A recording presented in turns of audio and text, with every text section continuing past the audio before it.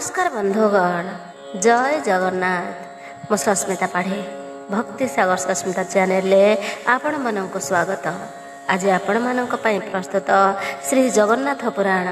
एही पुराण पाठ करिबा किंबा श्रवण करिबा द्वारा मनुष्य जानतरे हेउ बा अजाणतरे हेउ करिथिबा समस्त पाप क्षय होइथाय। संसारर जन्म मृत्यु चक्रରୁ मुक्ति मिलिथाय। निष्ठार सहित यही पुराण पाठ कले परिवार रे सुख शांति समृद्धि वृद्धि पाए एवं सबु मनस्कामना पूर्ण हुए। श्रीक्षेत्र पुरी न जाई मध्य घरे बसी यही पुराण पाठ कले श्री जगन्नाथଙ୍କ दर्शन सदृश फल मिलिथाय। श्री जगन्नाथଙ୍କ चरण रे अचला भक्ति जागृत हुए, जहा मन को शांत एवं पवित्र करिथाय। तेबे आसंतु बंधुगण, आरंभ करिबा श्री जगन्नाथ पुराण। चैनल जदि नुआ अछंती चैनल को सब्सक्राइब करी कमेंट बॉक्स रे जय जगन्नाथ लिखा को जमा भी कुंठाबोध करेनि। तेबे आसंतु आरंभ करिबा। सप्तम अध्याय। आजर विषय रही विश्वावसु सहित विद्यापतिंकर कथोपकथन। ऋषिवाच शुणन्तु पंडित गण रविसुत द्वारे जहा श्रवणे बसिण वैकुंठ धाम रे श्री जगन्नाथ देवंक अपार कीरति वर्णना करिबा पाई नाही कार शक्ति। जैमिनी ऋषिंकु चाहि नई मिशावासी बोइले शुणाओ आंभ मानंको तपसी। विद्यापति इंद्रद्युम्न आदेशरे गले नील सुंदर पर्वते पथ न पाइले। ताहा परे केउ केउ कर्म कले सेही आंभ मानंको बुझाई कुहंतु गोसाई।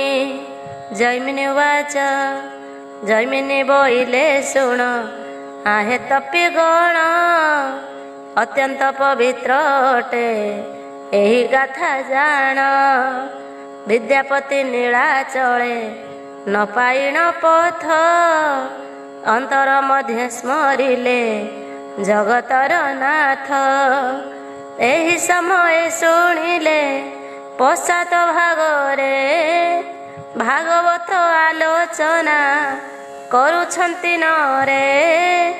ताहा शुणी विप्रति आनंदित हेले वाक्य अनुसरी सेही दिग को गमिले। किछि दूर जीवा परे देखिले नेत्रे सबर पल्ली गुड़िए रहिछि सेठारे। तहिरे अछंती जेउ माने वास करी श्री विष्णु प्रिय पात्र अटंती सबूरी। सभिंक अंगरे शंख चक्र चिन्ह मान झली दिशु अछि विप्र देखिला नयन। मन मध्यरे विचार कला विद्यापति एमाने नुहंती केभे जे सामान्य व्यक्ति। विष्णुंकर अंग संग निश्चय छंती पाई तेणु प्रणमिला से मानंक पासे जाई। एही समय रे विश्वा बसु नामे एक वृद्ध सबर अटंती विष्णुंक पूजक। नीलाचल नाथंकर अर्चना करिण फेरी आसुथिले अंगे चंदन बलिण। नील सुंदर पर्वत से ओह्लाई आसी नयने देखिले विद्यापति छंती बसी। ताहांको देखिण अति आनंदित होई सबर राजा अत्यंत तोष हेले तही। बोइले हैं आर्य तुम्भे किंपासी अछ एठावरे काहीं पाई मौने बसीछ। अत्यंत दुर्गम अटे ଏ ଅରଣ୍ୟ ସ୍ଥଳ କାହିଁ ପାଇଁ ଆସିଅଛ କୁହନ୍ତୁ ସକଳ। କ୍ଷୁଧା ତୃଷାରେ ଅତ୍ୟନ୍ତ ବିଷଣ୍ଣ ଦିଶୁଛ, ଉପବାସୀ ଥିଲା ପ୍ରାୟ ଦେଖାଯାଉଅଛ। କୁହନ୍ତୁ କେଉଁ ସେବାରେ ଲାଗିପାରେ ମୁହିଁ, କେଉଁ ଦରବରେ ତୃପ୍ତ ହୋଇବେ ଗୋସାଇଁ। ଜଳହାର କରିବେ କି ପ୍ରସାଦ ଭୁଞ୍ଜିବେ, କିବା ଆପଣା ହସ୍ତରେ ରନ୍ଧନ କରିବେ। ବିଦ୍ୟାପତି ଉବାଚ ବିଶ୍ୱାବସୁଙ୍କର ଶୁଣି କୋମଳ ଭାରତୀ, ବିଦ୍ୟାପତି ମନ ମଧ୍ୟେ ହେଲେ ତ ସମତି। ବୋଇଲେ ଭୋ ଭକ୍ତ ବର ଶୁଣ ମୋର ଗିର, କ୍ଷୁଧା ତୃଷା ନ ଲାଗଇ ହୃଦରେ ମୋହର। ଯେଉଁଥି ନିମନ୍ତେ ଏତେ କଷ୍ଟ ସହ୍ୟ କରି ଆସିଅଛି ତାହା ପୂର୍ଣ୍ଣ କରନ୍ତୁ ମୋହରି। ଅବନ୍ତୀ ରାଜନ ମୋତେ ଅଛନ୍ତି ପଠାଇ, ତାଙ୍କ ପୁରୋହିତଙ୍କର ମୁକନିଷ୍ଠ ଭାଇ। ବିଷ୍ଣୁଙ୍କ ଦର୍ଶନ ଲାଗି ଏଥେ ଆସିଅଛି, କିନ୍ତୁ ଶ୍ରୀନୀଳ ପର୍ବତ ପଥ ନ ପାଉଛି। ରାଜାଙ୍କ ଗ୍ରତେହି କ୍ଷେତ୍ର ସମାଚାର, କହିଛନ୍ତି ଜଣେ ସାଧୁ ବୁଝାଇ ସତର। ଏଠାବରେ ଜଗତର ନାଥ ରହିଛନ୍ତି, ନୀଳମାଧବ ରୂପରେ ପୂଜିତ ହୁଅନ୍ତି। ସେହି ପ୍ରଭୁଙ୍କ ଚରଣ କରିବି ଦର୍ଶନ, ଆବର ରହିବେ ମହା ରାଜ ଏହି ସ୍ଥାନ। ସେ ଯୋଗେ ମୋତେ ଆଗୁରୁ ଅଛନ୍ତି ପଠାଇ, ସବୁ ସ୍ଥିର କରି ଗଲେ ଆସିବେ କସେହି। ଯେ ପର୍ଯ୍ୟନ୍ତ ନ କରିବି ପ୍ରଭୁଙ୍କ ଦର୍ଶନ, ନ ଛୁଇଁବି ଅନ୍ନ ଜଳ ଫଳ କଦାଚନ। ଇନ୍ଦ୍ରଦ୍ୟୁମ୍ନ ରାଜା ତେଣେ ଥିବେ ଯେ ଅନାଇଁ, କୃଷ୍ଣ ନ ଦେଖିଲେ ଜଳ ନ ଛୁଇଁବେ ସେହି। ତାହାଙ୍କ ପ୍ରାଣ ଆମ୍ଭର ହାତେ ରହିଅଛି, ଯେତେ ଶୀଘ୍ର ବାର୍ତ୍ତା ଦେବ ଆଦେଶ ହୋଇଛି। ମୁହିଁ ମଧ୍ୟ କରିଅଛି କଠୋର ଶପଥ, ନ ଦେଖିଲେ ବିଷ୍ଣୁ ମୂର୍ତ୍ତି ନ ଭୁଞ୍ଜିବି ଭାତ। ଏପରି କହିଲେ ଯହୁଁ ବିପ୍ର ବିଦ୍ୟାପତି, ଶବର ରାଜ ହୋଇଲେ ମନ ମଧ୍ୟ ଚିନ୍ତି। ଜାଣୁଅଛି ଆମ୍ଭ ଭାଗ୍ୟ ବିପର୍ଯ୍ୟୟ ହେଲା, ଯେହେତୁ ବ୍ରାହ୍ମଣ ଆସି ପ୍ରବେଶ ହୋଇଲା। ଆମ୍ଭର ଗୋପନ ଧନ ଯେ ନୀଳମାଧବ, ଯାହାଙ୍କ ପରେ ନିର୍ଭର ଆମ୍ଭର ଯେ ସର୍ବ। ସେ ପ୍ରଭୁ ଯଦ୍ୟପି ହେବେ ସର୍ବଜନାଦୃତ, ଆଉ କି ଶବର କଥା ବିଚାରିବେ ଚିତ୍ତ। ଜଣାଯାଉଅଛି ଆଉ ବନ ଫଳ ମୂଳ, ଭୁଞ୍ଜିବାକୁ ବୋଧେ ନ ଚାହାନ୍ତି ଆଦି ମୂଳ। ତେଣୁ ଅବନ୍ତୀ ନଗରରୁ ବିପ୍ରକୁ ଅଣାଇ, ନିଜର ଭିଆଣ ନିଜେ କରୁଛନ୍ତି ସାଇଁ। କେତେ କେତେ ବିପଦରୁ ଏ ବ୍ୟାଧକାତୀଙ୍କୁ ରକ୍ଷା କରିଥିଲା ନିଜେ ଆସିଣ ପଲ୍ଲୀକୁ। ବ୍ୟାଘ୍ର ଛାଗଳକୁ ଏକା ତୁଠେ ପେଉଥିଲା, ଏଠାବରେ ବୈରୀ ଭାବ କାହାର ନଥିଲା। କେବଳ ଦ୍ରବ୍ୟ ଅଭାବ ନଥିଲା ଆମ୍ଭଙ୍କୁ, ସବୁ ପଠାଇ ନଥିଲୁ ଏଦିନ ପଲ୍ଲୀକୁ। ତୋହ ଲାଗି ଏହି ବନେ ପ୍ରତ୍ୟେକ ଋତୁରେ, ମଳୟ ବାତ ବହୁଣ ଥିଲା ଉଲ୍ଲାସରେ। ସାଗର ଗର୍ଜନ ବାଜୁ ନଥିଲା କାନରେ, तो पूर्व ज्योति देखुथिलु नयନରେ अवंतीश्वर जेबे एकथा जानिब आउ कि माधव तोते एठारे रखिब। एणे पुणी ब्राह्मणଙ୍କୁ न देखाई देले क्रोध होई अभिशाप देव ସେହି काले। पुणी अतिथिକୁ जेबे निराश करिबी जीवनान्ते नरकरे पतित होइबी। एहिपरि चिंता करू करू से सबର पूर्व कथा मनरे पड़िला ताहार। विचारिला लोक मुखु शुणिअछि मोहि अवंती नगरु जणे राजा आसिबई। से बेले नील माधव नथिबे स्थान आसीन खोजा करिबे प्रभुଙ୍କ संधान।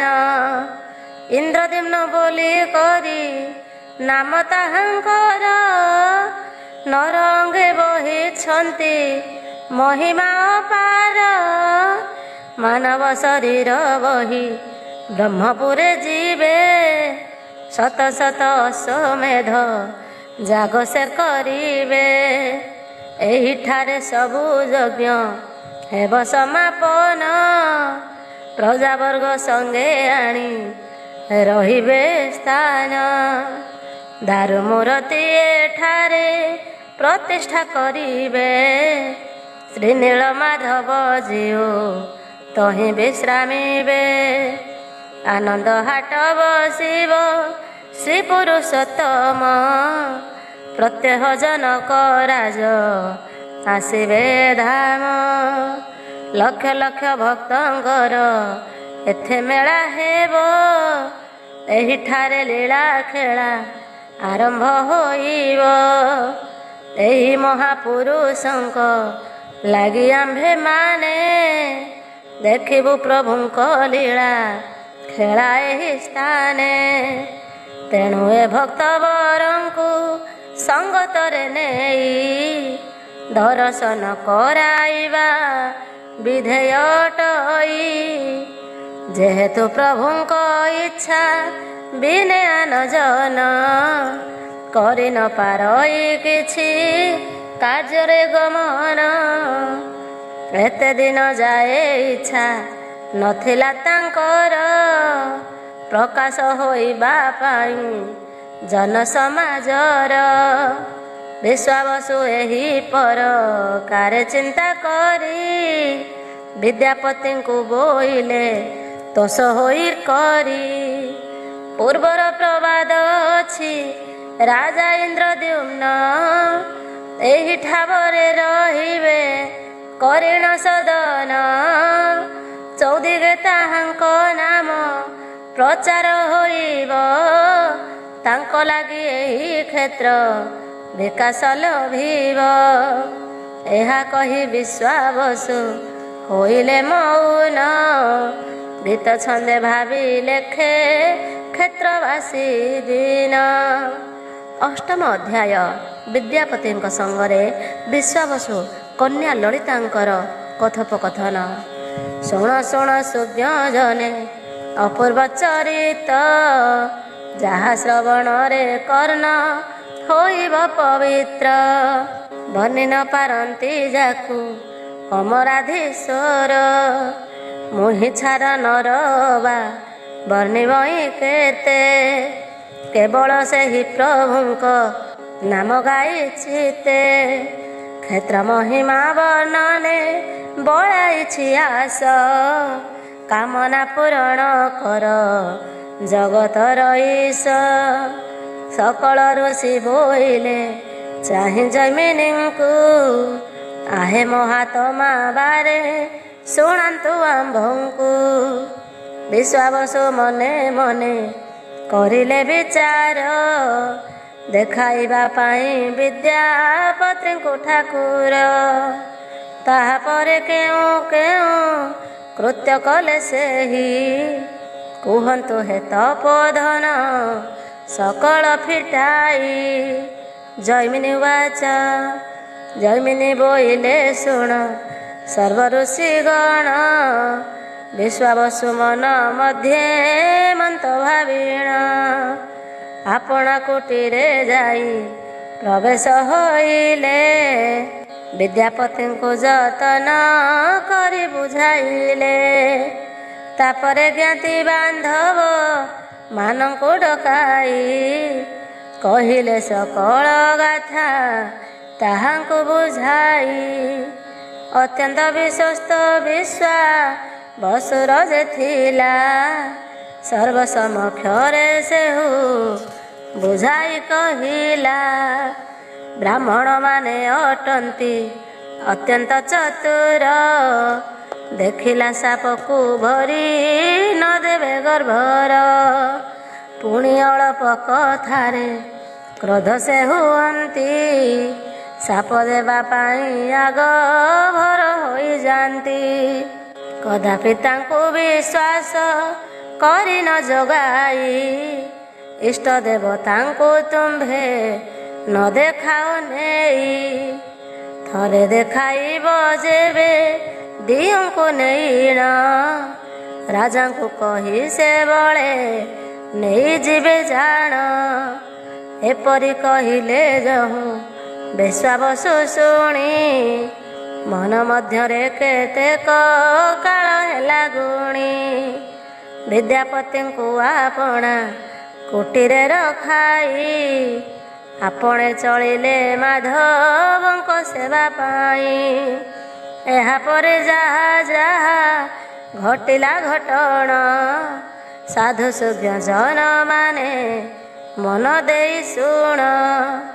से नीलाचल पल्ली रे जेतेक सबर कुटीर निर्माण रही थिले क्रामर। ताहांक मध्यरे विश्वा बसु अटे श्रेष्ठ सरदार बोली ताहांकु मानन्ति समस्त। राजा जेउ परी राज्य शासन करई विश्वावसु समस्तंकु तेमंत देखई। श्री नीलमाधवंकर प्रसाद नेईण प्रत्येक पल्लीवासींकु करई अर्पण।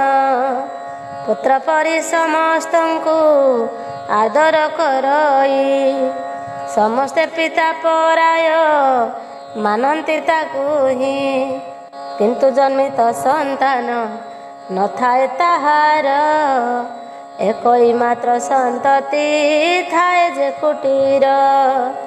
सबर सरदार विश्वा बसु जतन रे कन्या को बढ़ाई थाए अपना हस्तरे।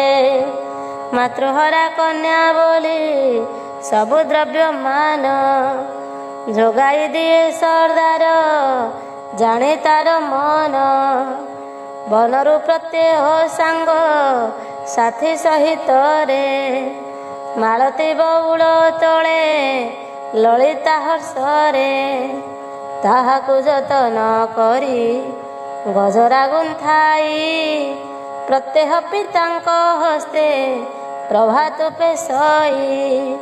पूर्व दिन जे छड़ा फूल दियंकर ताहाकु आणिण विश्वा बसु जतनर। आपणा कन्या हस्तरे अर्पण करई नैण ललिता निज जुड़ारे बांधई। आबर समय फूल खड़ु बाजु बंध करिण पिंधई मने होइण आनंद। आपणा हस्ते मणहि प्रस्तुत करई नचेत दियंक भोग भुंजे तो सहोई। से दिन विद्यापतिंक चर्चा निमन्ते नानादि व्यंजन जेरा धीण निज हस्ते। किपरि भुंजिबे बोली अतिथि ब्राह्मण प्रवेशिला विद्यापति कुमार पासेण। लज्जारे मस्तक नाई ଛିଡ଼ା ହେଲା ଗୋରି ଡାକିବା ପାଇଁ ସାହସ ନହେଲା ତାହାରି। ନାରୀମାନଙ୍କର ଲଜ୍ଜା ସହଜେ ଭୂଷଣ ଶବର କୂଳରେ ସେହୁ ଜନ୍ମ ହେଲେ ଜାଣ। ଯୁବତୀ ସୁଲଭ ହେତୁ ବିଦ୍ୟାପତି ପାଶେ ହାର ମାନିଲା ଲଳିତା ତେଣୁ ଲଜ୍ଜା ବସେ। ଗୃହ ମଧ୍ୟ ଚେଇଁ ଶୋଇ ଥାଇ ବିଦ୍ୟାପତି ଦେଖୁଥାନ୍ତି ଲଳିତାର ସବୁ ରୀତି ଗତି। କିନ୍ତୁ ମୁହଁ ଖୋଲି କିଛି ବଚନ ନ କହି ଅଭିନୟ କରୁଥାନ୍ତି ଜେନେଛନ୍ତି ଶୋଇ। କେତେକ ସମୟ ଛିଡ଼ା ହୋଇ ବ୍ୟାଧବାଳା ଆପଣା ମନ ମଧ୍ୟରେ ବିଚାର କରିଲା। ଯେବେ ନ ଡାକିବି ମୁହିଁ ଅତିଥିଙ୍କୁ ଏଥେ ଉପବାସ ରହିଯିବେ ସେହୁ ଆଜ ରାତ୍ରେ। ସେହୁ ଭୋଜନ ନ କରି ରହିଲେ ଉପାସ ସକଳ ଧର୍ମ ମୋ ପିତାଙ୍କର ହେବ ନାଶ। ଏହିପରି ମନ ମଧ୍ୟେ ପାଞ୍ଚି ଚମ୍ପା ଗୋରି ଧୀରେ ଧୀରେ ଡାକିଲା ସେ ମୁଖ ନତ କରି। ବୋଇଲା ଆସନ୍ତୁ କିଛି ଭୋଜନ କରିଣ ଆହେ ଅତିଥି ଶୟନ କରିବେ ଆସିଣ। ଏପରି କହିଲା ଯହୁଁ ଲଳିତା ସ୍ନେହରେ ନ ଜାଣିଲା ପରି କର ଆଡ଼େଇ ସେଠାରେ। ଶୟନ କରିଲା ଯହୁଁ ବିପ୍ର ବିଦ୍ୟାପତି ଧୀରେ ଧୀରେ ଗୃହକୁ ଯାଇଣ ଗଜପତି। ବିଦ୍ୟାପତିଙ୍କ ରୂପକୁ କରି ନିରୀକ୍ଷଣ ବିନ୍ଧିଲା ଲଳିତା ସତୀ ଅଙ୍ଗେ କାମ ବାଣ। ମଦନ ବାଣରେ ସେହୁ ହୋଇଲା ଅସ୍ଥିର ମନେ ମନେ ସୁମରିଲା ଗୋରି ଚକ୍ରଧର। ଭାବିଲା ଏଣେ ସୁନ୍ଦର ପୁଣି ମର୍ତ୍ତିଛନ୍ତି ନର ଦେହେ ଯେନେ କାମ ଜନ୍ମ ଲଭିଛନ୍ତି। ଯଦି ଏ ସୁନ୍ଦର ମୋତେ କରନ୍ତେ ଆଦେଶ ତାଙ୍କ ପାଦ ସେବା କରି ବିତାନ୍ତେ ଦିବସ। ଏହିପରି ଭାବେ ଗୋରି ବିଚାରିବା ବେଳେ ନିଜ କଳେ ବର କମ୍ପି ଉଠିଲା ତତ୍କାଳେ। ତଥାପି ଧୈର୍ଯ୍ୟ ଧରିଣ ଶଯ୍ୟା ପାଶେ ଗଲା ପାଦ ଧୂଳି ନେଇ ନିଜ ଶିରେ ବୋଳି ହେଲା।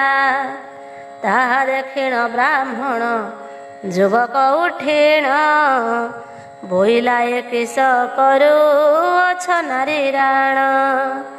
ମୋହର ପାଦକୁ କିମ୍ପା ତୁମ୍ଭେ ସ୍ପର୍ଶ କରି ପାପ ପଙ୍କରେ ବୁଡ଼ାଇ ମାରୁଛ ସୁନ୍ଦରୀ। ତୁମ୍ଭର ଜନକ ବିଷ୍ଣୁ ଭକତ ଅଟନ୍ତି ଶ୍ରୀ ବିଷ୍ଣୁଙ୍କ ଅଙ୍ଗ ସଙ୍ଗ ସଦା ଲଭୁଛନ୍ତି। ତେମନ୍ତ ମହାପୁରୁଷଙ୍କର କନ୍ୟା ହୋଇ ମୋହ ପରିଛାର ପାଦ ଛୁଅଁ ଚାନ୍ଦ ମୁହିଁ। ଶୁଣି ଲଳିତା ପ୍ରସ୍ତର ମୂର୍ତ୍ତି ପରକାର ଉଭା ହୋଇ ପାଦ ତଳେ ବୋଇଲା କଗିର। ପିତା କହିଛନ୍ତି ଘରେ ଛନ୍ତି ଯେ ଅତିଥି ସାକ୍ଷାତରେ ଅଟନ୍ତି ସେ ବିଷ୍ଣୁଙ୍କ ମୂରତି। ତାହାଙ୍କ ସେବାରେ ତ୍ରୁଟି ନ କରିବୁ ତୁହି ଉପବାସ ନ ରଖିବୁ ଗୃହେ କଦାପି। ତେଣୁ ନିବେଦନ କରୁ ଅଛି ହେ ସୁନ୍ଦର ଏ ବ୍ୟାଧ ବାଳିକା ହସ୍ତେ କରନ୍ତୁ ଆହାର। ଏତିକି ମାତ୍ର ଅଟଇ ମୋର ନିବେଦନ ଶୂଦ୍ର କନ୍ୟା ଭାବି ନ କରିବେ ପ୍ରତ୍ୟାଖ୍ୟାନ। ଏହା ଶୁଣି ବୋଇଲେ ହସି ବିଦ୍ୟାପତି ଯେବେ ମୋହର କାମନା ପୁରାଇବ ସତୀ। ତାହେଲେ ତୁମ୍ଭ ହସ୍ତରେ ଭୋଜନ କରିଣ, ଯାହା ଚାହିଁବ ତାହା ମୁଁ କରିବି ପୂରଣ। ମନୁଷ୍ୟ ମାତ୍ର କେ ସର୍ବେ ଈଶ୍ୱର ସମାନ, ନମଣଇ ନିଜେ ମୋହି କାରେ ବଡ଼ ସାନ। ଜାଣେ ସକଳ ଘଟରେ ଭଗବାନ ଅଛନ୍ତି, ତେଣୁ ପ୍ରାଣୀ ମାତ୍ରେ ଅଟେ ଶ୍ରୀ ବିଷ୍ଣୁ ମୂରତି।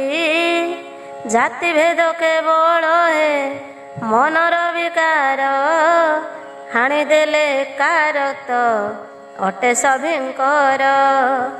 ତୁମ୍ଭେ ବ୍ୟାଧ ବାଳା ବୋଲି କହୁଛ ମୁଖରେ, କାହିଁକି ଲେଖା ହୋଇନି ତୁମ୍ଭ ଶରୀରରେ। ସମସ୍ତେ ଜଣକ ଠାରୁ ଛନ୍ତି ଅବତରୀ, ସେ କଥା କହିଣ ଲଜ୍ଜା ଦିଅ ନାହିଁ ଗୋରି।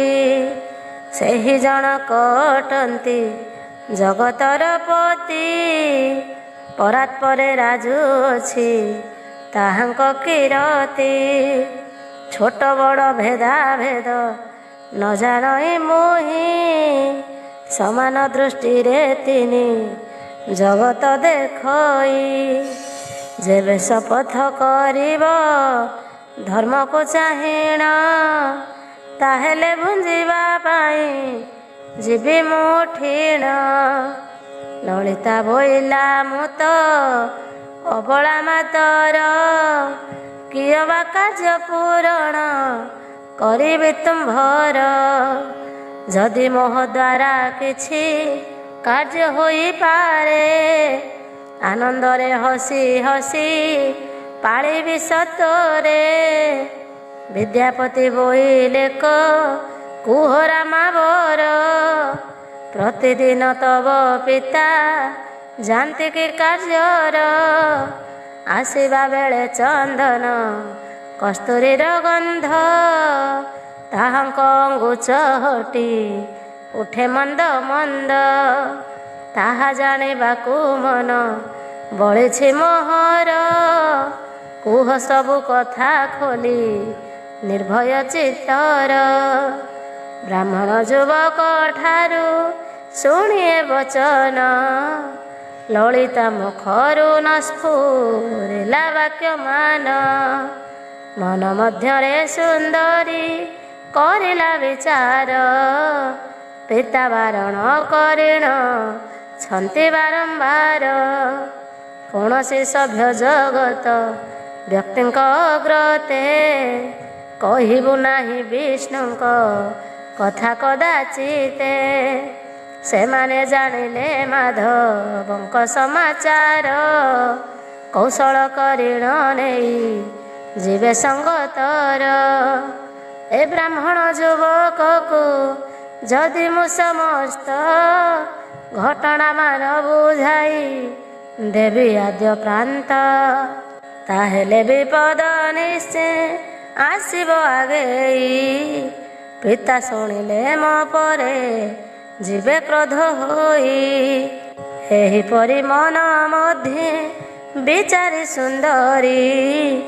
ବୋଇଲା ଏ କଥା କିମ୍ପା ପୁଛ ଆସି କରି, ଜଣଙ୍କର ବ୍ୟକ୍ତିଗତ କାର୍ଯ୍ୟ ସମ୍ବନ୍ଧରେ ହସ୍ତକ୍ଷେପ କରୁଛନ୍ତି ପୁଛିଣ ମୋହରେ।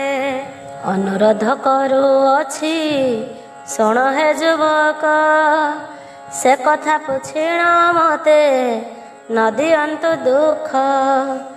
ପିତାଙ୍କ ଆଦେଶ ବିନା ନ ପାରିବି କହି, କାଲି କହିବି ସମସ୍ତ ତୁମ୍ଭଙ୍କୁ ବୁଝାଇ। ଏପରି କହିଲା ଯହୁଁ ଲଳିତା ସୁନ୍ଦରୀ, ବିଦ୍ୟାପତି ବୋଲେ ତେବେ ଯାଅ ଚମ୍ପା ଗୋରି। କାଲିକି କହିବ ଯେବେ ମୋ ଆଗେ ସମସ୍ତ, ତାହେଲେ କାଲି ଭୋଜନ କରିବ ଏଥ। ଜାଣେ ମୁଁ ପଳାଶ ଫୁଲ ଦିଶେ ମନୋହର, କିନ୍ତୁ ତିଳେ ହେ ସୁଗନ୍ଧ ନଥାଏ ତାହାର। ସେହି ପ୍ରକାରେ ତୁମ୍ଭେ ଅଟରେ ଯୁବତୀ ମହାକାଳ ଫଳ ପରି ଅଟେ ତବ ମତି। ଉପର ଦେଖିଣ ମନେ ପାଞ୍ଚୁଥିଲି ମୁହିଁ ଅତ୍ୟନ୍ତ ଉଦାର ମନା ଅଟନ୍ତି ଯେହି। ଭିତର ବାହାର ସବୁ ଅଟଇ ସମାନ ସେ ଆଶା ମରିଚିକାରେ ହୋଇଲା ପତନ। ଯାଅ ଯାଅ ଗୋରି ଆଉ ବିଳମ୍ବନ କର ଦେଖିବେ ଯଦ୍ୟପି ପିତା ଆସିଣ ତୁମ୍ଭର। କହିବେ ଅପରିଚିତ ଯୁବକ ସଙ୍ଗରେ କିମ୍ବା କଥାବାର୍ତ୍ତା ହୁଅ ଏକାନ୍ତରେ। ବିଶେଷରେ ପୁଣି ନିଶା ରାତି ଅଟଇ ଦେଖିଲେ ଅତ୍ୟନ୍ତ କ୍ରୋଧ ହୋଇବେ କଷେଇ। ମୋହ ଲାଗି କିମ୍ବା ଯିବ ଅପମାନ ଜାଣି ଶୁଣି ବିପଦକୁ କରିବ ଆହ୍ୱାନ। ଯାଅ ଯାଅ ଏ ସ୍ଥାନରୁ ବିଳମ୍ବନ କର ପତିର ସେବାରେ ମନ ଦିଅ ରାମ ବର। ଏହିପରି ଅଭିମାନ କରନ୍ତେ ବ୍ରାହ୍ମଣ ଲଳିତା ଅନ୍ତର ମଧ୍ୟେ ବିନ୍ଧିଲା କବାଣ। ବିରହ ବ୍ୟଥାରେ ଘାରି ହୋଇଣ ଯୁବତୀ ବୋଇଲା କିମ୍ପା ମୋ ପରେ କ୍ରୋଧ ହେଉଛନ୍ତି। ଯେଉଁ କଥା ଲାଗି ତୁମ୍ଭେ କରୁଛ ସନ୍ଦେହ ଏ ବ୍ୟାଧ କନ୍ୟାର ତିଳେ ନାହିଁ ସେହି ଭୟ। ବୃଦ୍ଧ ପିତାଙ୍କ ବ୍ୟତୀତ ଅନ୍ୟ କେହି ନାହିଁ ଆଉ ଜଣେ ମାତ୍ର ଅଛନ୍ତି ଜଗତ ଗୋସାଇଁ। ସେହୁ ପିତା ମାତା ଜ୍ଞାତି ବାନ୍ଧବ ସକଳ ଅର୍ପଣ କରୁଛି ସବୁ ତାଙ୍କ ପାଦ ତଳ। କିନ୍ତୁ ବିବାହ ହେବା ପାଇଁ ପ୍ରସ୍ତାବ ଘେରିଣ ଆସି ସର୍ବେ ବାହୁଡ଼ିଣ ଛନ୍ତି ନିରାଶେଣ। ମନ ବୋଲି କରି ଯେଉଁ ଦୁଇଟି ଅକ୍ଷର ତାହା ମାନିବା ନୁହଁ ସହଜ ବ୍ୟାପାର। ଯେତେ ଯୁବା ଆସିଛନ୍ତି ବିବାହ ହେବା ପାଇଁ କାହା ଉପରେ ଯେତେଳେ ମନ ମାନି ନାହିଁ। ହେ ସୁନ୍ଦର ମନୁ ଅଭିମାନ ତ୍ୟାଗ କର ନିଶ୍ଚୟ ପୁରାଇବ ଦାସୀ କାମନା ତୁମ୍ଭର। ମାତ୍ର ତା ଗରୁ ଯେବେ ଏ ବ୍ୟାଧ ବାଳାର ଶପଥ କରି ରଖିବ ତୁମ୍ଭେ ଖଗିର।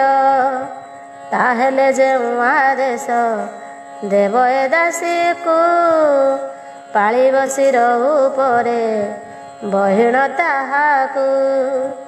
ଏମନ୍ତ କହିଲା ଯହୁଁ ଲଳିତା ଚତୁରୀ ବୋଇଲେ କ ବିଦ୍ୟାପତି ଦର ହସି କରି। ଯାହା କହିବ ନିଶ୍ଚୟ କରିବି ପାଳନ ଧର୍ମକୁ ଚାହିଁ ଶପଥ କରୁଛି ବହନ। ଶୁଣି ଅତି ଆନନ୍ଦିତା ହୋଇ ସୁକୁମାରୀ ବୋଇଲା ମୋହର କଥା ରଖନ୍ତୁ ବିଚାରି। ଯଦି ଏହି ନା କନ୍ୟାର କଥାକୁ ପାଳିବ ତାହେଲେ ତୁମ୍ଭେ ତାହାକୁ ବିବାହ କରିବ। ବିଶେଷତଃ ବିବାହୀ ଯୁବା ମୋଟଇ ଏପର୍ଯ୍ୟନ୍ତ କୌଣସି ପୁଂସ ଛୁଇଁ ନାହିଁ। ପିତାଙ୍କର ଇଚ୍ଛା ଏକ ସବର ଯୁବକ ଘର ଜୋଇଁ କରି ରଖିବାକୁ ନିଜ ପାଖ। କିନ୍ତୁ ଏ ପଲ୍ଲୀରେ ଯେତେ ଜନ ଅଛନ୍ତି ରହି ମୋହର ମନକୁ କେହି ଯୋଗାବନ୍ତି ନାହିଁ। ଏହା ଶୁଣି ବିଦ୍ୟାପତି ବୋଇଲେ ବଚନ ଏଥିରେ ତୁମ୍ଭର ପିତା କରିବେ ବାରଣ। ଶାସ୍ତ୍ରରେ ଅଛଇ କନ୍ୟା ମନୋନୀତ ପତି। ଶୁଣି ପିତା ଦତ୍ତ କନ୍ୟା ରହିଛି ଭାରତୀ। ଯଦି ବାରଣ କରନ୍ତି ତୁମ୍ଭର ପିଅର, କାଟି ପାରିବ କି ଗୋରି ତାହାଙ୍କର ଗିର। ଲଳିତା ବୋଇଲା ମୁହିଁ ଯାହା କହିବଇ, ବାରଣ କରିବେ ନାହିଁ ମୋ ପିତା କେବେ ହିଁ। ଆହୁରି ମୁହିଁ ତ କରୁ ନାହିଁ ଅତ୍ୟାଚାର, ଉଚ୍ଚ ବଂଶ ଯୁବକକୁ ବରୁଅଛି ବର। ଏପରି କହିଲା ଯହୁଁ ଲଳିତା ସୁନ୍ଦରୀ, ବିଦ୍ୟାପତି ବୋଲେ ତାହା ମାନିବଇ ଗୋରି। ତା ଗୁମୋହର କଥା କର ଗୋ ପୁରାଣ, କୁହ ପିତା କେଉଁଠାକୁ କରନ୍ତି ଗମନ। ଲଳିତା ମନ ମଧ୍ୟରେ କରିଲା ବିଚାର, କହିବାକୁ ଏହା ମନା ଥିଲା ପିତାଙ୍କର। କିନ୍ତୁ ନିଜର ଜୀବନ ବିକିବାକୁ ମୁହିଁ, ଯାହା ପାଶରେ ଶପଥ କରିଣ ଅଛଇ। ତାହାଙ୍କ ଆଗରେ ଯେବେ ମିଥ୍ୟା ମୁଁ କହିବି, ନିଶ୍ଚୟ ହି ନର୍କରେ ପତିତ ହୋଇବି। ଏହିପରି ମନ ମଧ୍ୟରେ ବିଚାରିଣ ଗୋରି, ବୋଇଲା ଲଳିତା ବିଦ୍ୟାପତି ପାଦ ଧରି। ହେ ସୁନ୍ଦର ଯେଉଁ ପ୍ରଶ୍ନ ପଚାରିଲ ମୋରେ, ପିତା ମନା କରିଥିଲେ କହିବାକୁ କାରେ। ମାତ୍ର ଏ ପୟରେ ଯେଣୁ ବିକି ଅଛି ପ୍ରାଣ, ବାଧ୍ୟ ହୁଏ ଲଙ୍ଘିବାକୁ ତାହାଙ୍କ ବଚନ। ଶାସ୍ତ୍ରରେ ଅଛଇ ନିଜ ହୃଦୟେଶ୍ୱରଙ୍କୁ, ଲୁଚାଇବ ନାହିଁ ନାରୀ କୌଣସି କଥାକୁ। ତେଣୁ କହିବାକୁ କୁଣ୍ଠା ବୋଧ ନ କରଇ, ଯାହା ବହୁ କାଳ ହେଲା ଗୁପ୍ତ ଥିଲା ରହି। ଆଜି ଖୋଲିଦେଲି ମୁହିଁ ତୁମ୍ଭ ଅଗ୍ରତରେ, ଏଣିକି ସବୁ ଦାୟିତ୍ୱ ଅଟେ ତବ ପରେ। ମାର ବା ତାର ଯାହା କର ପ୍ରାଣ ଧନ, ତିଳେ ମାତ୍ର ବଳ ନାହିଁ ଏ ଦାସୀର ଜାଣ। ଏମନ୍ତ କହି ହୃଦୟ ଫିଟାଇ ସୁନ୍ଦରୀ, କ୍ରନ୍ଦନ କଲା ବ୍ରାହ୍ମଣ ମୁଖ ଚାହିଁ କରି। ବୋଇଲା ମାର ବା ତାର ଯାହା ଇଚ୍ଛା ତବ, ଆଜଠାରୁ ଏ ପୟର ଅଟଇ ସରବ। ଗୋଟିଏ ମାତ୍ର କଥାକୁ ମାଡ଼ୁଅଛି ଡର, ଯେବେ କାର୍ଯ୍ୟ ଶେଷେ ପ୍ରଭୁ ହୋଇବ ଅନ୍ତର। ତାହେଲେ ଦାସୀର ଆଉ ଭରସା କେ ନାହିଁ, ଜୀବନ ହରାଇ ଦେବି ସାଗରକୁ ଡେଇଁ। ଏପରି ବିକଳ ହନ୍ତେ ଲଳିତା ସୁନ୍ଦରୀ, ବିଦ୍ୟାପତି ବୋଇଲେ କ ଶୁଣ ଚମ୍ପା ଗୋରି। ବ୍ରାହ୍ମଣ କୁଳେ ଜନମ ଅଟଇ ମୋହର, ଅନ୍ୟଥା ନହିବ କେଭେ କହିଥିବା ଗିର। ପୁରାଣେ ଅଛଇ ଯେବେ ଆବର୍ଜନା ସ୍ଥାନେ, ରତ୍ନ ପଡ଼ିଥିବ ତାକୁ ଆଣିବ ଯତନେ।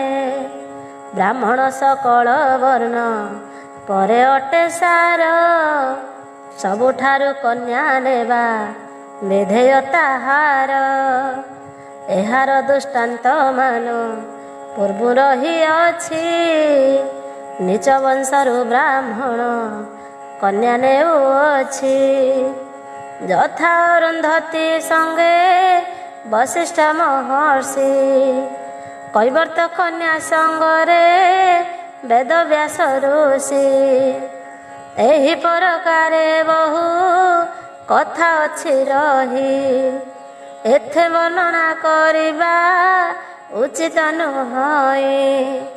ତେଣେ ରାଜା ବସି ରହି ଥିବେ ଚାହିଁ ପଥ, ଅନ୍ନ ଜଳ ଛୁଇଁ ନଥିବେ ନରନାଥ। ମୋହଠାରୁ ଭଲ ମନ୍ଦ ବାରତା ପାଇଲେ, ଭୋଜନ କରିବେ ସେହୁ ଶୁଣ ଗୋରି ଭଲେ।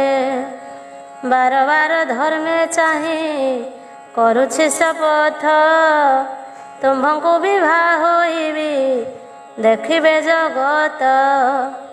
ମୁହିଁ ମଧ୍ୟ ଆଦିବାହୀ ଅଟେ ଜାଣ ଗୋରି, ଦେଖିବ ଜଗତ ତୁମ୍ଭେ ରାଣୀ ହେବ ମୋରି। ତୁମ୍ଭ ଉଦରୁ ଜନମ ହେବେ ଯେଉଁ ସୁତ, ବ୍ରାହ୍ମଣ ଜାତିରେ ସେହୁ ହୋଇବେ ଗଣିତ। କୁହ କୁହ ଗୋରି ଆଉ ବିଳମ୍ବ ନ କର, ଶୁଣି ଲଳିତା ବୋଇଲା ନେତ୍ରୁ ଢାଳି ନୀର। ହେ ନୀଳ ମାଧବ ତୁମ୍ଭେ ମୋର ଗତି ମୁକ୍ତି, କି କରିବି ବୁଦ୍ଧି ଦିଅ ହେ ଜଗତପତି। ଏକ ଦିଗେ ପିତା ଏକ ଦିଗରେ ଦେବତା, କାହା କଥାକୁ ପାଳିବି ଲାଗେ ମହାଚିନ୍ତା। ତାହାର ଉପାୟ କହି ଦିଅ ହେ ଠାକୁର, ଏହା କହି ଗୋରି ଚାହିଁ ମୁଖ ଯୁବକର। ବୋଇଲା ମୋ ପିତା ନୀତି ଯାନ୍ତି ଯେଉଁ ସ୍ଥାନ, ସେହି ସ୍ଥାନ ସାକ୍ଷାତରେ ବୈକୁଣ୍ଠ ଭୁବନ।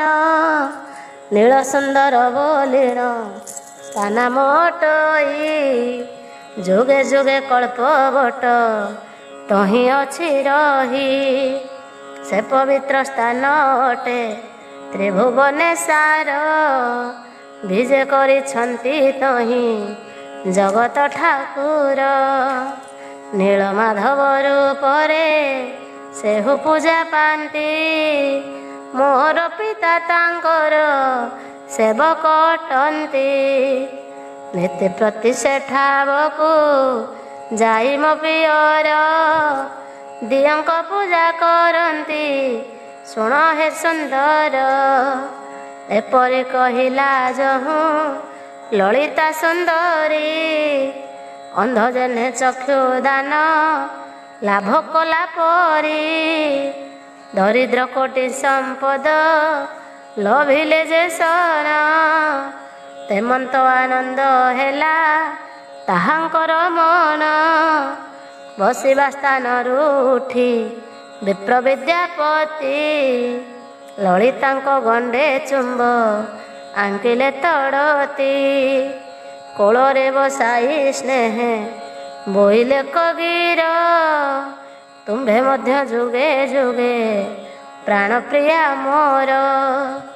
କେବଳ ଏହି ସନ୍ଦେଶ ଗୋଟି ଦେବା ପାଇଁ, ଶବର ଘରେ ଜନମ ହୋଇଥିଲ ସହି।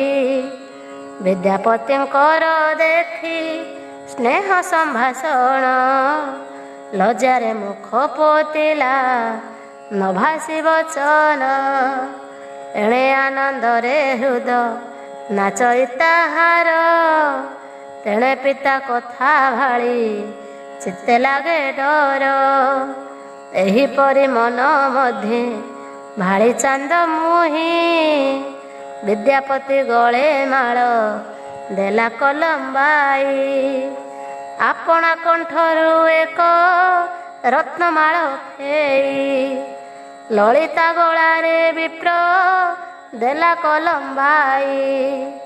ନୀଳମାଧବ ନାମରେ କରିଲେ ଶପଥ, ପତି ପତ୍ନୀ ଭାବେ ଜୀବ ଥିବା ପର୍ଯ୍ୟନ୍ତ। କ୍ଷଣେ ମାତ୍ର ନ ଛାଡ଼ିବେ କାହାକୁ ଯେ କେହି, ତାପରେ ଲଳିତା କର ଧରିଗଲା ନେଇ। ବିଦ୍ୟାପତିଙ୍କୁ ଆପଣା ପାଶେ ବସାଇଣ, ଭୁଞ୍ଜାଇଲା ଚମ୍ପା ଗୋରି ଆନନ୍ଦ ହୋଇଣ। ସେହି ସମୟରେ ଲଳିତାର ମୁଖ ଚାହିଁ ବୋଇଲେ କ ବିଦ୍ୟାପତି ଶୁଣରେ ସୁମୁହିଁ କିପରି ତବ ପିତାଙ୍କ ସଙ୍ଗତରେ ଯିବି। ଶ୍ରୀନୀଳ ମାଧବଙ୍କର ଚରଣ ପୂଜିବି। ସେଇଥି ନିମନ୍ତେ ଏତେ ପଥୁ ଆସିଅଛି। ଏତିକି କରାଇ ଦିଅ ନ ଭାବିଣ କିଛି। ଲଳିତା ବଇଲାପତି ଭାବନା ନ କର। ବୁଝାଇ କହିବି ସବୁ ପିତାଙ୍କ ଆଗର। କାଲି ପ୍ରଭାତ ତୁମ୍ଭଙ୍କୁ ପଠାଇବା ପାଇଁ ବ୍ୟବସ୍ଥା କରିବି ଗୀତେ କ୍ଷେତର କଇ। ନବମ ଅଧ୍ୟାୟ ବିଦ୍ୟାପତିଙ୍କର ନୀଳମାଧବ ଦର୍ଶନ। ଜୟ ଜୟ ଜଗନ୍ନାଥ ପତିତ ପାବନ। ତବ ପାଦ ପଦ୍ମ ତଳେ ରହୁ ମୋର ମନ। ନ ଆସିବା ପଦମାନ ଦିଅ ବାରେ କହି। ଅଭୟ ପାଦ ପଦ୍ମରେ ବିନତି କରଇ।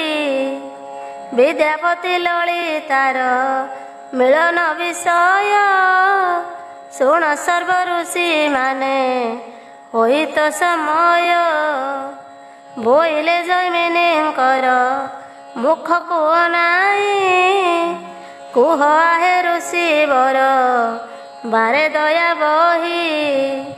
ଲଳିତାଙ୍କୁ ବିବାହ ହେବା ପାଇଁ ବିଦ୍ୟାପତି ସମ୍ମତ କରିଲେ ବୋଲି ବଖାଣିଲେ ଯତି। ତାହାପରେ କିସ ହେଲା କୁହନ୍ତୁ ସମସ୍ତ। ଶୁଣିବା ପାଇଁ ବ୍ୟାକୁଳ ହେଉଅଛି ଚିତ୍ତ। ଜୈମିନୀ ବୋଇଲେ ବିଶ୍ଵା ବସୁ ଭକ୍ତ ବର। ବିଷ୍ଣୁଙ୍କର ପୂଜା ସାରି ଚଳିଲେ କୁଟୀର। ହସ୍ତରେ ପ୍ରସାଦ ଥାଳି ସେ ଧରି ଅଛନ୍ତି।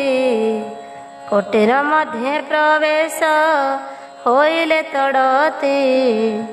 କନ୍ୟାକୁ ବୋଇଲେ କୁହ କୁହ ମୋ ଅଗ୍ରତେ। ଅତିଥି ସତ୍କାର କରୁ ଛୁନା ବିଧି ମତେ। ବହୁତ ଦୂରରୁ ଆସିଛନ୍ତି କଷ୍ଟ ସହି। ଯଥାବିଧି ମତେ ତାଙ୍କୁ ଅଛୁନା ଭୁଞ୍ଜାଇ। କହ କହ ମୋ ଆଗରେ ଫିଟାଇ ସମସ୍ତ। ଭୋଜନ କରିଛନ୍ତି କି ନାହିଁ ବିପ୍ରଏଥ। ପିତାଙ୍କ ବଚନ ଶୁଣି ତଳକୁ ନାହିଁ। ବୋଇଲା ଲଳିତା ଲଜ୍ଜା ଅବନତା ହୋଇ। ଶୁଣନ୍ତୁ ଜନକ ବାରେ ମାତ୍ର ଦେଇ ମନ। ଭୋଜନ କରୁନଥିଲେ ସେହୁ କଦାଚନ।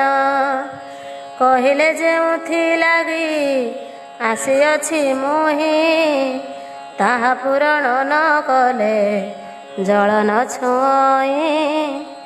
ଯେବେ ମୋର କାମନା କରିବ ପୂରଣ। ତାହେଲେ ତୁମ ଗୃହରେ ରହିବଇ ଜାଣ। ମୁହିଁ ପୁଛିଲି କେବଳ କାର୍ଯ୍ୟ ନିମନ୍ତରେ। ଆସିଅଛ ଏ ସ୍ଥାନକୁ କୁହ ମୋ ଆଗରେ। ସେ ବୋଇଲେ ଶ୍ରୀ ବିଷ୍ଣୁଙ୍କ ଦର୍ଶନ ନିମନ୍ତେ। ଅବନ୍ତୀ ରାଜନ ମତେ ପେଶିଛନ୍ତି ଏଥେ। ମୁହିଁ ନ ଯିବା ପର୍ଯ୍ୟନ୍ତ ଅନ୍ନ ଜଳ ମାନ। ସ୍ପର୍ଶ କରିଣ ନଥିବେ କଦାପି ରାଜନ। ତୁମ୍ଭେ ଯଦ୍ୟପି ତୁମ୍ଭର ପିତାଙ୍କୁ କହିଣ। ଦର୍ଶନ କରାଇବ ପ୍ରଭୁ ନାରାୟଣ। ତାହେଲେ ତୁମ୍ଭ ଗୃହରେ ଭୋଜନ କରିବି। ନଚେତ ଉପବାସରେ କାଳ କଟାଇବି। ଏପରି କୁହନ୍ତେ ମୁହିଁ ବୋଇଲି ତାହାଙ୍କୁ। ତୁମ୍ଭେ ଯଦ୍ୟପି ରଖିବ ମୋହର କଥାକୁ। ତାହେଲେ ପିତାଙ୍କୁ କହି ତୁମ୍ଭ କାର୍ଯ୍ୟ ମୁହିଁ ପୂରଣ କରିବି ପ୍ରତିଶ୍ରୁତି ଦେଲି ଜହିଁ। ମୋ କଥାରେ କରନ୍ତେ ସେ ହୁସନ ମତ ସତ୍ୟ କରାଇଲି ତାଙ୍କୁ ଶୁଣ ହେ तात ଧର୍ମପତ୍ନୀ ଭାବେ ମୋତେ କରିବେ ଗ୍ରହଣ ଏଥିରେ ରାଜି ହୋଇଲେ ଆନନ୍ଦେ ବ୍ରାହ୍ମଣ ତେଣୁ ତାହାଙ୍କ ଗଳାରେ ମୁଁ ମାଳ ଲମ୍ବାଇ ପତି ପଦରେ ବରଣ କରିଣ ଛଇ ସେ ମଧ୍ୟ ମୋର ଗଳେ ମାଳ ଦେଇଛନ୍ତି ମୋର ଇହ କାଳ ପର କାଳର ସେ ଗତି ଧରୁଛି ପୟର ପିତା ମୋ ମୁଖକୁ ଚାହିଁ ଥରେ ତାଙ୍କୁ ଦର୍ଶନ କରାନ୍ତୁ ମାଧୋଇ ନୋହିଲେ ଧର୍ମକୁ ଚାହିଁ କରୁଛି ଶପଥ ସାଗର ଗର୍ଭକୁ ଡେଇଁ ପଡ଼ିବି ନିଶ୍ଚିତ ଏହା ଶୁଣି ବିଶ୍ୱାବସୁ କନ୍ୟା ମୁଖ ଚାହିଁ ବୋଇଲେ ପରି କଥା କହି ନ ଯୋଗାଇ ବିଷ୍ଣୁ ଦର୍ଶନ କରିବା ଲାଗି ବ୍ରାହ୍ମଣଙ୍କୁ ମୋର ତିଳେ ମନା ନାହିଁ ନେବଇ ତାଙ୍କୁ ଯାହା ବା ମନରେ ମୋ ସନ୍ଦେହ ଥିଲା ରହି ଗତ ରାତ୍ରେ ପ୍ରଭୁ ଛନ୍ତି ସ୍ୱପ୍ନରେ କହି ଇନ୍ଦ୍ରଦ୍ୟୁମ୍ନ ନାମରେ ଯେ ରାଜନ ଅଟନ୍ତି ତାଙ୍କ ପରି ଧର୍ମ ପରାୟଣ କେ ନାହାନ୍ତି ଶ୍ରୀ ପୁରୁଷୋତ୍ତମ କ୍ଷେତ୍ରେ କରିବେ ସେ ବାସ ସଙ୍ଗତରେ ଘେନି ଅଗଣିତ ଦାସୀ ଦାସ କେବଳ ଗୋଟାଏ କଥା ଲାଗଇ ସନ୍ଦେହ ବ୍ରାହ୍ମଣ ଯୁବକଟେ ଆର୍ଯ୍ୟଙ୍କ ତନୟ ବିଶେଷତଃ ଘୃଣା ସେହୁ କରନ୍ତି ମନରେ ଆମ୍ଭଙ୍କୁ ଛୁଇଁଲେ ସ୍ନାନ କରନ୍ତି ରାତ୍ରରେ ସେ ପୁଣି ପତ୍ନୀ ଭାବରେ କରିଣ ଗ୍ରହଣ ଲୋକ ସମାଜରେ ତୋତେ ଚିହ୍ନାଇବେ ପୁଣ ଏକଥା କାହିଁ ତ ନ ପାଉଛି ମୋ ମନକୁ ନହିଲେ ମନା ନ କରେ ଦିଅ ଦେଖିବାକୁ କାହିଁ ପାଇଁ ମାତ ତୁହି ନ ବୁଝି ନ ସୁଝି ବ୍ରାହ୍ମଣ ଯୁବକ ରୂପ ଦେଖିଗଲୁ ମଜି ଏପରି କୁହନ୍ତେ ବିଶ୍ୱାବସୁ ଲଳିତାକୁ ବିଦ୍ୟାପତି ବିପ୍ର କର୍ଣ୍ଣେ ଶୁଣିନ ତାହାକୁ ବିଶ୍ୱାବସୁଙ୍କର ପାଶେ ଉପସ୍ଥିତ ହୋଇ ପ୍ରଣାମ କରି ବୋଇଲା ଶୁଣନ୍ତୁ ଗୋସାଇଁ ବିପ୍ରକୂଳରେ ଜନମ ଅଟଇ ମୋହର ହେଲେ ମଧ୍ୟ ଆପଣଙ୍କ ଠାରୁ ନୁହେଁ ସାର ବିଷ୍ଣୁ ଆରାଧନା ନୀତି ତୁମ୍ଭେ କରୁଅଛ ତାହାଙ୍କର ଅଙ୍ଗ ସଙ୍ଗ ପ୍ରତ୍ୟହ ପାଉଛ ସେ ପ୍ରଭୁ ତୁମ୍ଭ ହସ୍ତରେ କରନ୍ତି ଭୋଜନ ବ୍ରାହ୍ମଣ ହେଲେ ମଧ୍ୟ ତୁମ୍ଭ ଠାରୁ ନ୍ୟୁନ ଆପଣଙ୍କର ଦୁହିତା ଅତି ପବିତ୍ର ତାଙ୍କ ଅଙ୍ଗେ ପାପ ତାପ ନାହିଁ ଲେଶ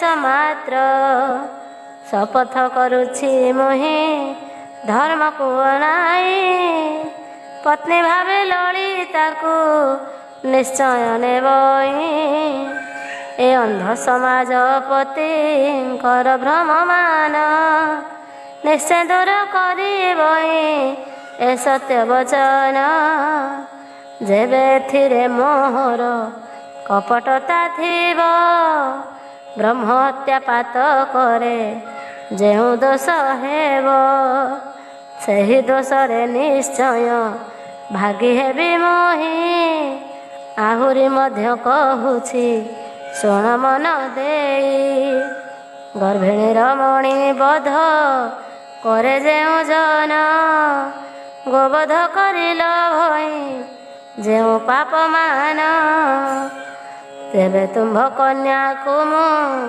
ପତ୍ନୀ ନ କରିବି ସେହି ପାପରେ ନିଶ୍ଚୟ ଭାଗିଦାର ହେବି। ବକ୍ଷ ଫାଟି ଯିବ କୁଷ୍ଠ ବ୍ୟାଧି ଭୋଗିବଇଁ। ସତ୍ୟ ସତ୍ୟ ତିଳେ ମାତ୍ର ମୋ ସନ୍ଦେହ ନାହିଁ। ଏପରି କହିଲା ଯହୁଁ ବିପ୍ର ବିଦ୍ୟାପତି। ଶୁଣି ବିଶ୍ୱାବସୁ ମନେ ତୋଷ ହେଲା ଅତି।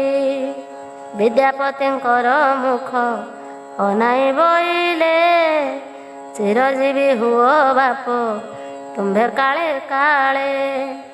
ନୀଳମାଧବଙ୍କ ପାଦେ ପ୍ରାର୍ଥନା ମୋହର। ତୁମ୍ଭେ ପତି ପତ୍ନୀ ଦୁହେଁ ସୁଖେ ବାସ କର। କିନ୍ତୁ ଯେଉଁ କଥା ପାଇଁ ଆସିଅଛ ତୁମ୍ଭେ ଚାଲ ମୋ ସଙ୍ଗରେ ସାଥେ ନେଇଯିବି ଏବେ। ଆଗୁ ଜାଣିଅଛ ମୁହିଁ ଅବନ୍ତେଶ୍ୱର। ରହିବେ କ୍ଷେତ୍ରେ ମଧ୍ୟେ ଘେନି ପରିଚାର। ତାଙ୍କ ଯୋଗେ ପ୍ରଭୁ ନାମ ବିଖ୍ୟାତ ହୋଇବ। ବଡ଼ ଦେଉଳ ଏ କ୍ଷେତ୍ର ମଧ୍ୟରେ ଶୋଭିବ। ଏମନ୍ତ କହିଣ ନିଜ କନ୍ୟାକୁ ଅନାଇ। ବୋଇଲେ ପ୍ରସାଦ ଦେ ଭୁଞ୍ଜିବାର ପାଇଁ। ପିତାଙ୍କ ଆଦେଶ ମାତ୍ରେ କନ୍ୟା ଚଳିଗଲା। ପ୍ରଭୁଙ୍କ ପ୍ରସାଦ ବିଦ୍ୟାପତି ଆଗେ ଦେଲା। ବୋଇଲା ହେ ପ୍ରାଣନାଥ ଆଜି ଶୁଭ ଦିନେ। ପ୍ରଭୁଙ୍କ ପ୍ରସାଦ ଭୁଞ୍ଜ ତୁମ୍ଭେ ତ ସମନେ। ବିଷ୍ଣୁଙ୍କ ନୈବେଦ୍ୟ ବୋଲି ଶୁଣି ବିଦ୍ୟାପତି। ମନ ମଧ୍ୟରେ ଆନନ୍ଦ ହୋଇଣ ସେ ଅତି। ଲଳିତା ହସ୍ତରୁ ସ୍ନେହେ ପ୍ରସାଦ ନେଇଣ। ଭୋଜନ କରି ତୃପତ ହୋଇଲେ ତକ୍ଷଣ। ବୋଇଲେ କେଉଁ ସୌଭାଗ୍ୟ ବଳେ ଆସିଥିଲି। ବୈକୁଣ୍ଠପତିଙ୍କ ମହା ପ୍ରସାଦ ଭୁଞ୍ଜିଲି। ଏହା କହି ସେ ପ୍ରସାଦ ଧରି ସ୍ୱହସ୍ତରେ। ଲଳିତା ମୁଖେ ଭୁଞ୍ଜାଇ ଦେଲେ ତ ସଭରେ। ସେ ଛଡ଼ା ପ୍ରସାଦ ଭୁଞ୍ଜି ଲଳିତା ସୁନ୍ଦରୀ। ବୋଇଲା ଅତି ସୌଭାଗ୍ୟ ଅଟଇ ମୋହରି। ମୋହ ଭଗବାନଙ୍କର ଉଚ୍ଛିଷ୍ଟ ଭୁଞ୍ଜିଣ। ନାରୀ ଜନମ ସାର୍ଥକ ହୋଇଲା ମୋ ପୁଣ। ଏହିପରି ବେନି ଜନେ କଥାବାର୍ତ୍ତା ହେଲେ। ଭୋଜନ ଶେଷରେ ନେଇ ତାମ୍ବୁଳ ଭୁଞ୍ଜିଲେ। ତାପରେ ବିଦ୍ୟାପତିଙ୍କୁ ସଙ୍ଗତରେ ନେଇ ପିତାଙ୍କ ପାଶରେ ଗୋରି ଦେଲା ପହଞ୍ଚାଇ। ବୋଇଲା ଯାଆନ୍ତୁ ପିତା ନେଇ ଜାମାତାକୁ। ଦର୍ଶନ କରାଇବ ନୀଳମାଧବଙ୍କୁ। ଏହା ଶୁଣି ବିଶ୍ୱାବସୁ ଆନନ୍ଦ ହୋଇଲେ। ବିଦ୍ୟାପତିଙ୍କୁ ସଙ୍ଗତେ ଘେନିଣ ଚଳିଲେ। ଆଗେ ବିଶ୍ୱାବସୁ ପଛେ ବିଦ୍ୟାପତି ଗଲେ। କଣ୍ଟକାକୀର୍ଣ୍ଣ ଜଙ୍ଗଲ ମଧ୍ୟରେ ଚଳିଲେ। ଅତ୍ୟନ୍ତ ସଂକୀର୍ଣ୍ଣ ପଥ ପୁଣି ଅନ୍ଧକାର। ବୃକ୍ଷମାନଙ୍କ ଗହଳେ ତିଶୟ ସୁନ୍ଦର। ଯିବା ସମୟରେ ପଥ ମଧ୍ୟେ ଦୁଇ ଜଣ। ବିଶ୍ୱାବସୁ ବୁଝାଇଲେ ସମସ୍ତ ଘଟଣା। ବୋଇଲେ ଯୁବକ ତୁମ୍ଭେ ମହାଭାଗ୍ୟବନ୍ତ। କର୍ମନେତ୍ରେ ଦର୍ଶନ କରିବ ଅଚ୍ୟୁତ। ଇନ୍ଦ୍ରଦ୍ୟୁମ୍ନ ଠାରୁ ତୁମ୍ଭେ ମହାଭାଗ୍ୟବାନ। ଯେଣୁ ପ୍ରଥମେ କରିବ ବିଷ୍ଣୁଙ୍କୁ ଦର୍ଶନ। ଏହିପରି କଥାବାର୍ତ୍ତା ହୋଇ ଦୁହେଁ ଗଲେ।